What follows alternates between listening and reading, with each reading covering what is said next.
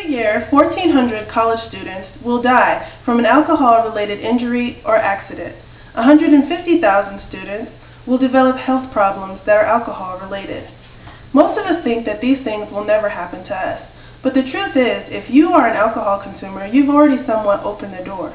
Alcohol is the #1 abused drug in America. Every day, about 13,000 teens will take their first sip of an alcoholic beverage. If you or someone you know is an alcohol consumer, you must know the risk involved. A striking amount of people die from alcohol-related accidents and injuries each year.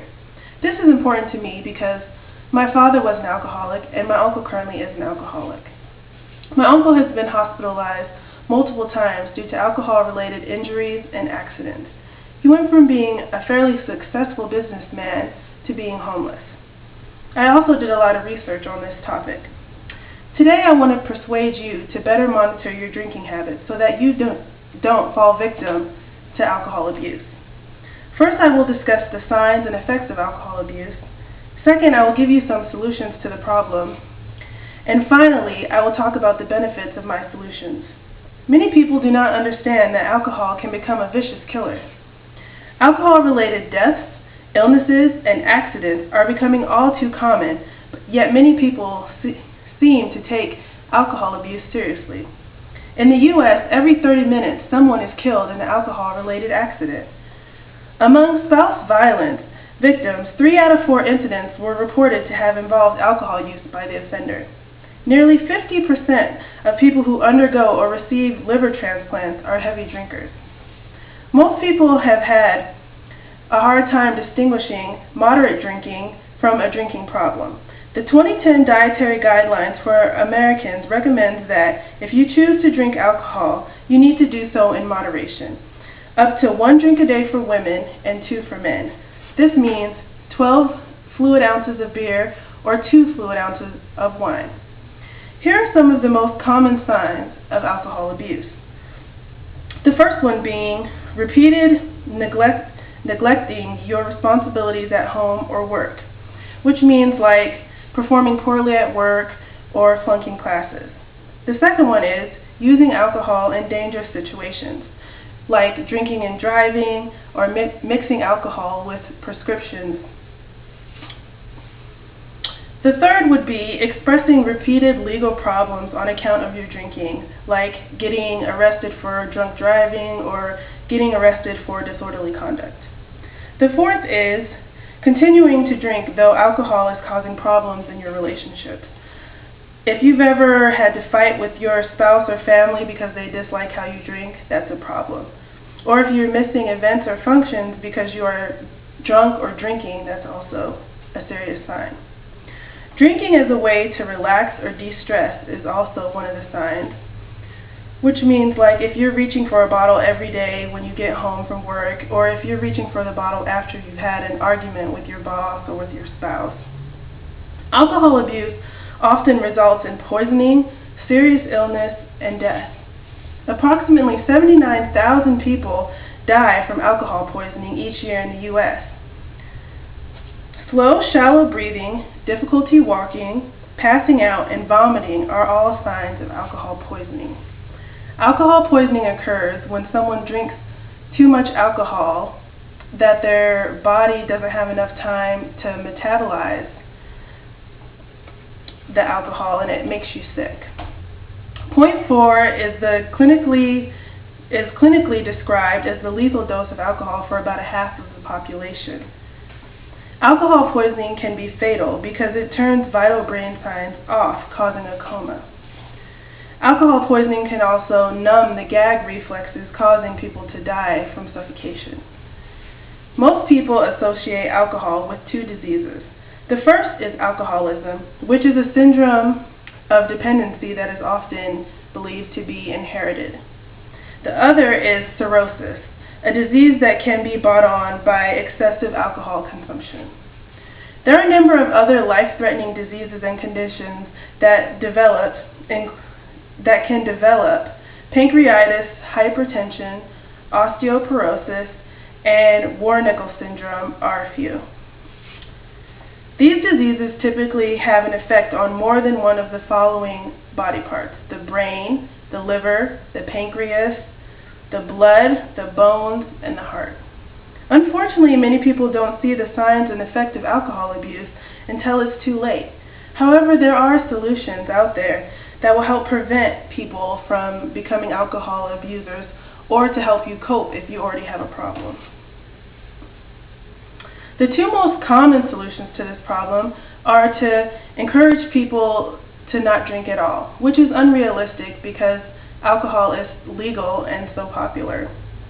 The second solution to this problem seems to be to raise taxes on the product, which I believe is unrealistic because alcohol is still in such high demand that people will pay almost whatever price to get alcohol, especially where they raise the taxes on it. It's not that expensive right now, so people are still out there abusing alcohol.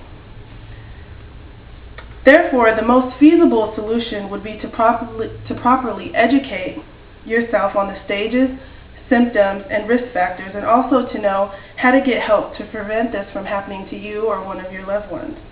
Here's some information that will help you protect yourself. Remember, I covered the signs and symptoms earlier, so here are a few risk factors that you need to watch out for. The first is habit. Drinking too much on a regular basis for an extended period can produce a physical dependency on alcohol. Also, you have to take your age into account. People who begin drinking at a younger age often turn into alcohol abusers.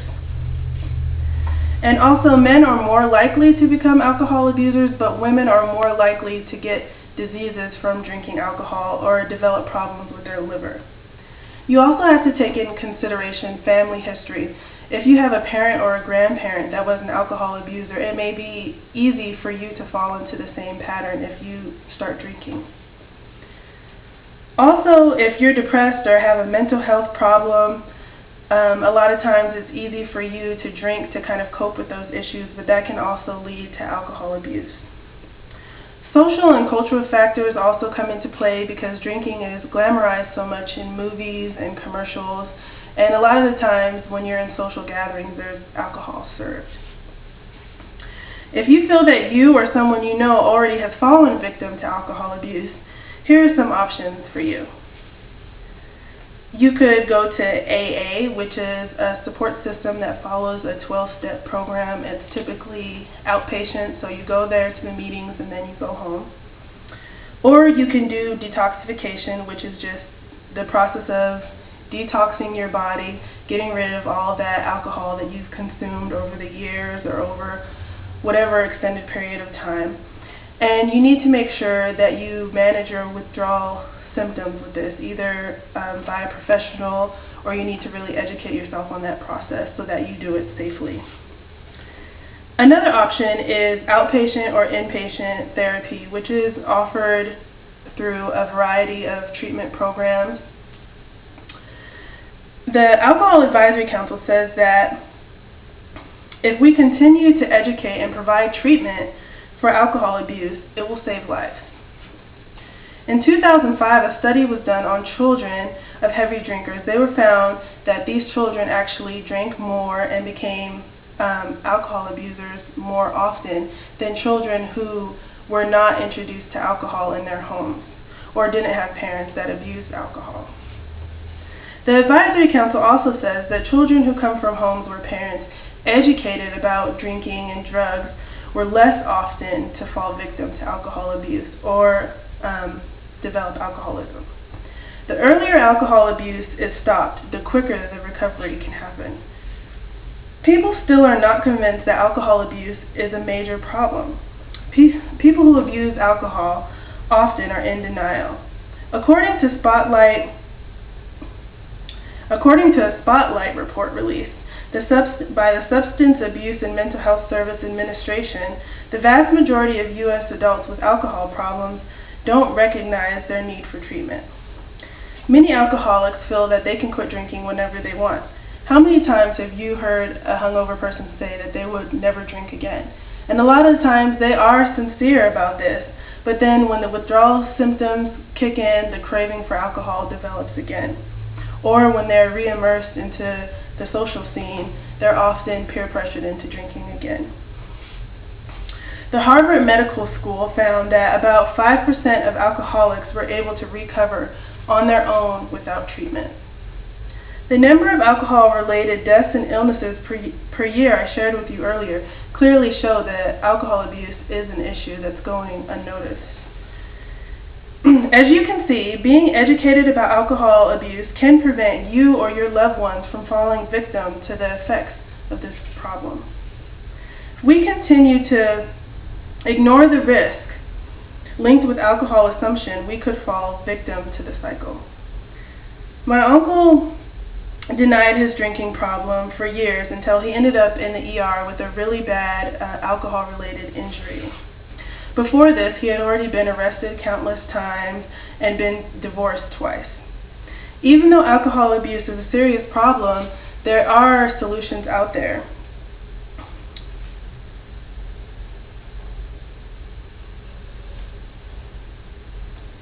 You just need to remember the signs and symptoms and risk factors and be able to monitor your drinking habits.